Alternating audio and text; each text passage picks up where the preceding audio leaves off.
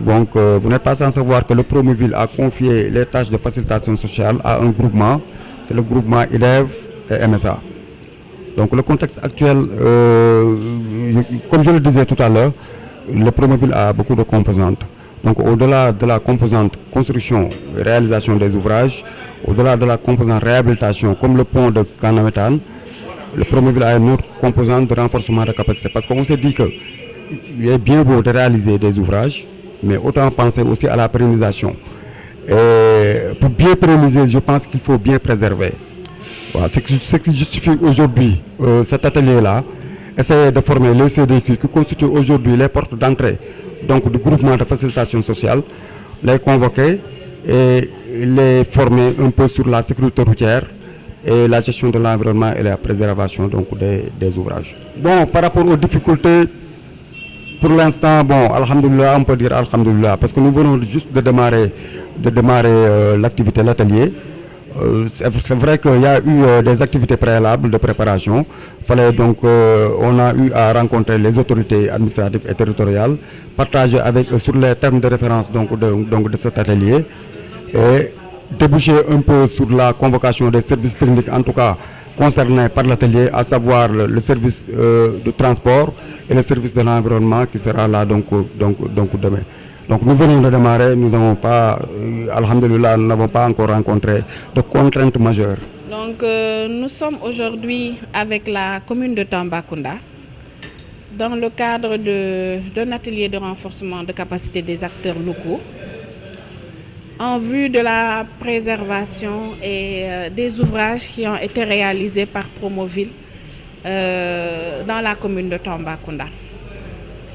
Donc, depuis quelques années, avec plusieurs phases, Promoville intervient dans la réalisation de beaucoup d'ouvrages, avec un volet important sur la réalisation de voiries. Donc, dans ce cadre-là, il est bien vrai que ces réalisations découlent d'un besoin qui a été exprimé au bénéfice de la collectivité territoriale, mais aussi des populations, un peu pour faciliter la mobilité, parce qu'on sait que Tambacounda est une ville qui a connu beaucoup d'extension. Faciliter la mobilité des quartiers de la commune. Quand on parle de voirie et de tous ces aménagements annexes, il est important aussi de beaucoup discuter, beaucoup parler, parce que quand la mobilité est améliorée, on parle aussi de la fluidité du trafic, donc de véhicules plus importants et surtout un contact permanent entre les véhicules et les populations, et bien entendu ce qui peut en découler, c'est-à-dire les risques d'accident. Dans ce cadre-là, chacun a son rôle à jouer là-dedans. Donc il convient aujourd'hui de discuter de la sécurité routière pour que ces réalisations qui ont été faites par Promoville dans la commune, au bénéfice des populations, aussi ne puissent pas occasionner d'autres dangers pour ces populations-là. C'est vrai qu'on ne peut pas parler de zéro accident, mais au moins de minimiser tous les risques liés un peu à l'ouverture de ces voies qui ont été réalisées par Promoville. Donc c'est une thématique qui est apparue et qui a semblé important pour nous d'en discuter. Ça, c'est une première thématique. Au-delà de ces problèmes de sécurité routière, un autre point d'attention, en tout cas, a été relevé, c'est par rapport à la préservation de tous ces ouvrages qui ont été réalisés. Promoville est intervenu à Tambacounda sur 2 phases.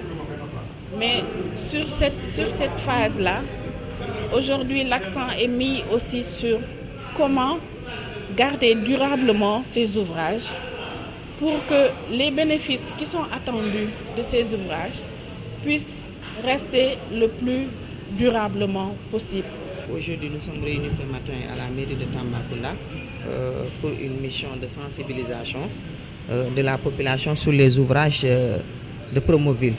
Parce que nous savons qu'aujourd'hui, Promoville a beaucoup joué dans le cadre de vie aujourd'hui des populations de Tambacounda, notamment sur différentes réalisations qui sont aujourd'hui les voiries, une maison de la femme même qui est construite par Promoville pour les besoins de la femme, mais aussi un garde de gros porteurs. Donc nous avons vu qu'aujourd'hui le ministère du Développement communautaire, en collaboration avec le Promoville, on peut réaliser ces ouvrages au bénéfice de la population. Donc, mais une fois que ces ouvrages sont sur place, il faudrait maintenant un suivi. Il faudrait maintenant un suivi pour la pérennisation. Mais comme Madame vient le dire, ces deux thématiques viennent à l'heure. Parce qu'aujourd'hui, nous voyons qu'aujourd'hui Tamba a de très bonnes routes. Et souvent, quand on a de très bonnes routes, nous sommes confrontés à des risques d'accident. Parce qu'en ce moment, la mobilité est facile. Et donc, il faudrait qu'on puisse sensibiliser la population. Surtout, on voit qu'à Tamba, aujourd'hui, il y a beaucoup de taxis-motos qui sont là. Il y a beaucoup de maisons aussi qui sont proches des voiries. Donc, il faudrait une sensibilisation. Vraiment, on ne peut pas dire qu'il y aurait zéro accident, mais quand même qu'il n'y ait pas d'accident plus nombreux que ça. Donc, il faudrait qu'on parle de ça. Mais aussi la pérennisation des ouvrages. C'est ça aujourd'hui. Parce qu'aujourd'hui, on voit qu'aujourd'hui, Tamba a changé dans le domaine de la voirie, l'éclairage public et autres et autres.